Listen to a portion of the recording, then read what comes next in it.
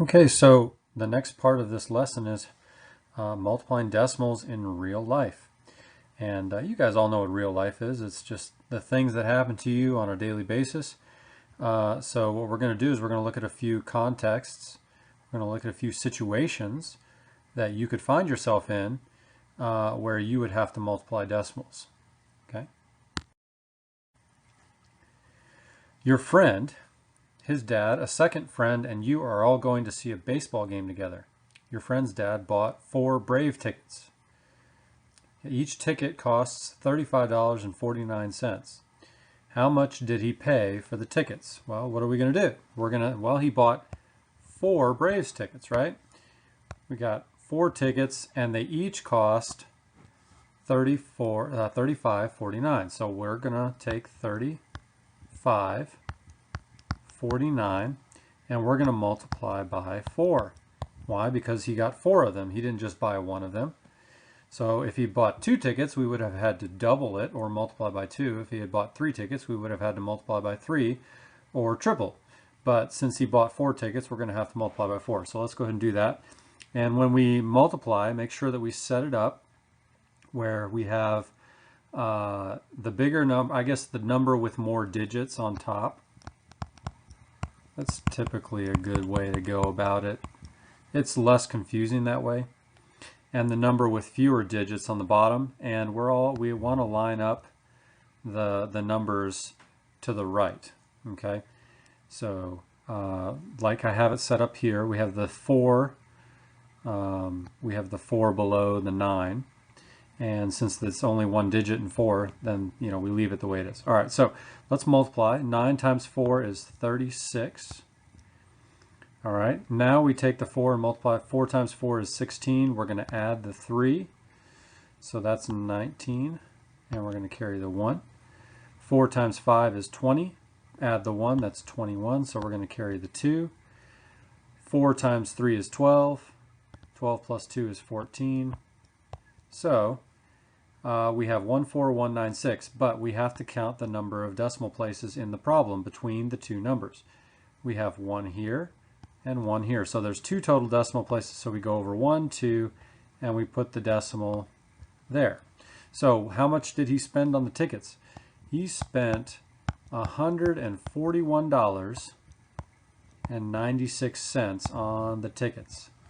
That's a lot of money. It's pretty nice dad to take you with him. All right, so let's look at another problem. Your friend is 4.5 feet tall. That's 4.5 feet tall. Okay. You are 1.25 times as tall as your friend. How tall are you? Well, again, we're going to take these two numbers, 4.5 and 1.25, and we're going to multiply. And there's a word in here that gives that away. See the word times?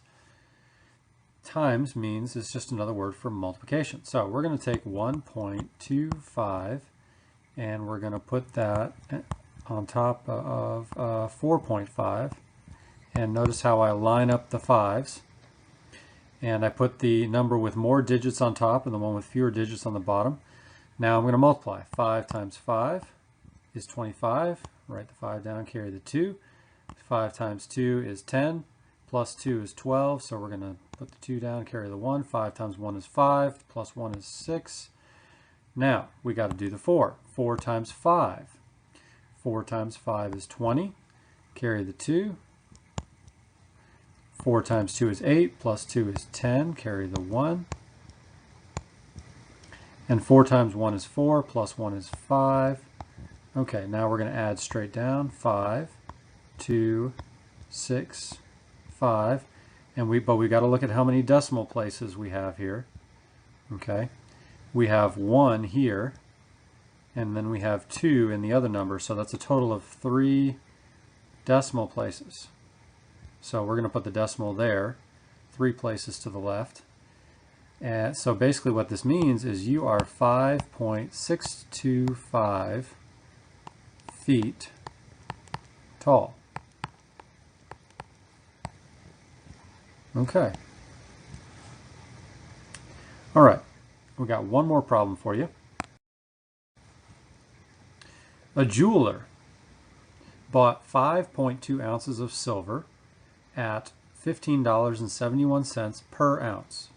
How much did the jeweler pay for the silver? Okay, well, we're going to take, again, the two numbers, and we're going to multiply them. 15.71 times 5.2, and we're going to multiply. 2 times 1 is 2, 2 times 7 is 14, carry the 1, 2 times 5 is 10, plus 1 is 11, carry the 1, 2 times 1 is 2, plus 1 is 3. Now we're going to do the 5. 5 times 1 is 5. 5 times 7 is 35, carry the 3. 5 times 5 is 25, plus 3 is 28, carry the 2. 5 times 1 is 5, plus 2 is 7. Now we're going to add straight down. 2, 9, 6, 11, carry the 1, that makes that 8. Now there are 1, 2, 3 decimal places, so go 1, 2, 3, and we're going to put the decimal there, which means the jeweler paid about, I'm going to have to round this because it doesn't make sense to go beyond the pennies place, $81.69. So I'm dropping the 2, and these little squigglies kind of mean approximately or about $81.69. And then I guess 0.2 pennies, but we're going to leave that off because he's not going to pay that. We don't have anything smaller than a penny in US currency. So what I want you to do now is try a few practice problems. Good luck.